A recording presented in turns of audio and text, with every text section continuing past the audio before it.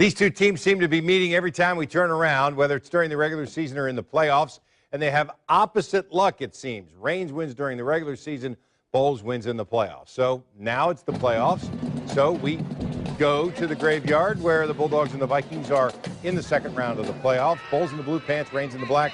Vikings strike first. Augie DiBiase to a wide-open Dalvon Story. He walks in for the touchdown. Raines takes an 8-0 lead. Game tied at 8. Here now DiBiase to Alex Rutledge as the Vikings take a 15-8 lead at halftime. Into the second half. DiBiase and Story hook up again, this time in the back of the end zone. Raines up 21-8. Looks like the outcome might be a little different than in the past because later in the third, once again, it's wrapped up for Raines. DiBiase keeps on the zone read straight up the middle. Pretty quick, 65-yard touchdown run. Raines wins 34-8. They'll play in the state semifinals for just the third time next Friday, and they will be on the road. Let's head down to Mandarin, where Lake Brantley and the White Tops taking on Mandarin the all-gray. Both teams unbeaten at 11-0. Patriots have 3 1,000-yard rushers on their team.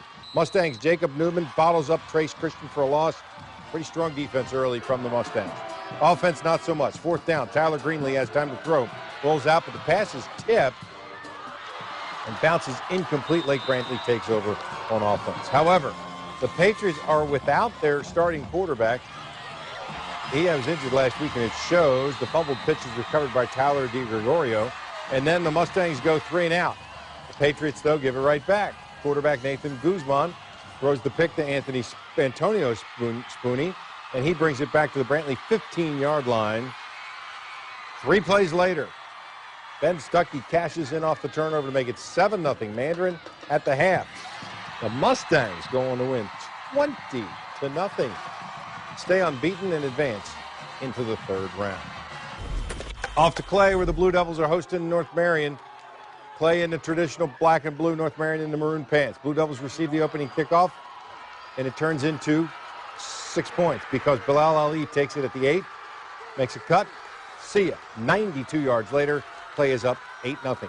4 plays later, North Marion Colts are nearing midfield, but Evan Martin undercuts the route.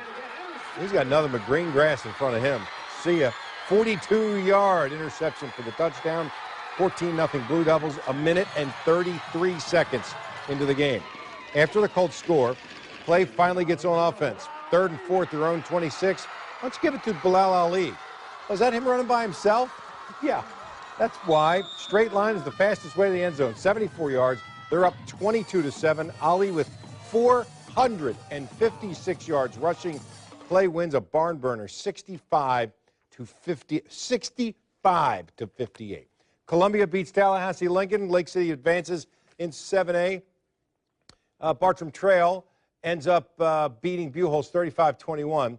Live Oak Swanee won in double overtime, 26-20 over Ribault in 5A, so that means the Bulldogs will advance. Trinity Christian over Taylor County, 51-0.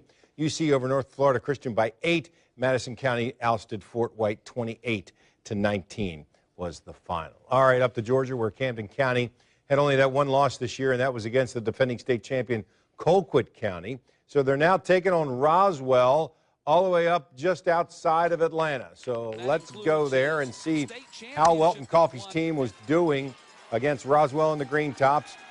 Camden in the blue pants, down 7-0. Antonio Hamilton goes deep for Stephon Lee, who drops the touchdown.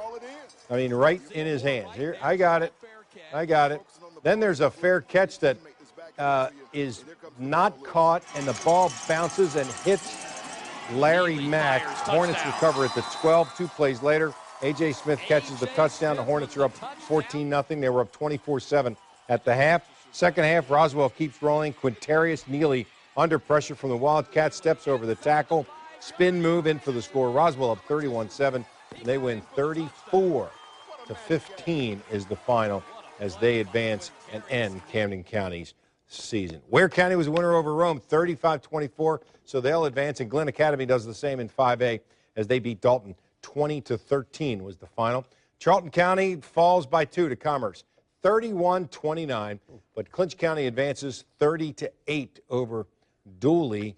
30-8 was the final. And as we reported earlier, Will Grier's suspension has reportedly been denied. The appeal has been denied by the NCAA.